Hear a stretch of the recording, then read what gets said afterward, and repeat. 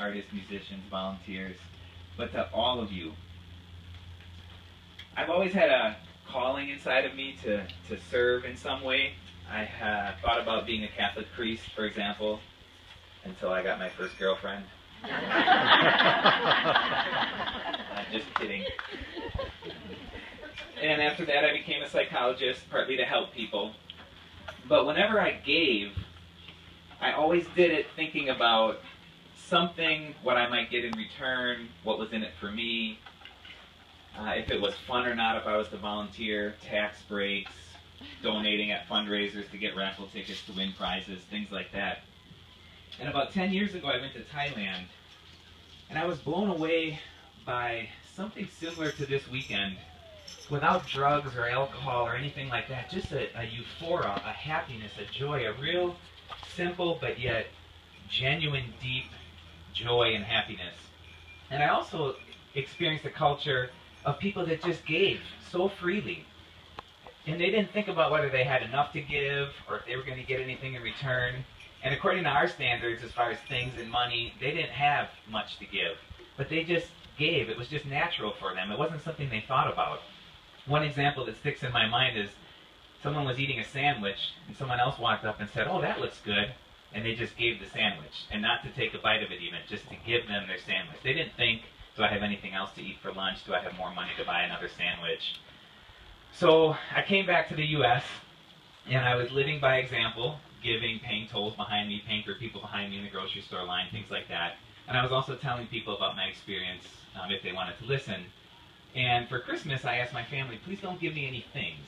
If you want to give me something, you can give to a charity or a good cause in honor of me. And I got some gifts anyway, and one of those gifts was a shirt with the word "give" on it. And I was so glad that that brother of mine didn't listen to me, because it was the best gift I had ever received. Here I could help the world become a more giving place without having to talk about it or live by example, just walk around wearing a shirt with the word "give." And I was doing laundry a few times a week because I was wearing it all the time. So I went online to buy a few more shirts with the word "give" on it. And, you know, there's t-shirts printed with all kinds of things. We've all seen thousands, if not millions of them. Some of them happy and free, which are awesome. Thank you for wearing that. And I spent a few hours and I couldn't find anybody that sold. I don't want to kill you, fly, but please don't bite me. And I couldn't find any that were printed with the word "give. So I asked my brother, "Where did you buy this?" And he said, "Oh, I had it made." So I started looking into having it made, and if I got at least 12 of them, then I could do a screen print so it wouldn't fade away, and I could get a better quality shirt, and it would be cheaper. So I said, all right, cool. I'll get 12 and give some to family and friends so they can also help the world. And all of a sudden it hit me. I could get a couple hundred of these, and I could sell them, and then hundreds of people can walk around wearing the word "give" and helping the world become a more giving place, raise the consciousness of giving. So that was a little side project I started back in 2007. Maybe I'm not supposed to be on the stage. And since then, it's become a big, big, big part of my life. So it started out with a couple hundred. Now we've got over 20,000 apparel printed with the word "give." Lots of them are hanging on the racks inside there. We've been entirely volunteer operated since we started. Myself, attorneys, graphic artists, website developers, everybody that's ever helped out with anything, and anything that's ever needed to be done has always been done by volunteers. And we've also always given all the proceeds away to other charities, and thereby also raising awareness of these other charities. So over 50 of them so far we've been partnered up with, and Blue Lotus Farm has just joined that group of ours this weekend. So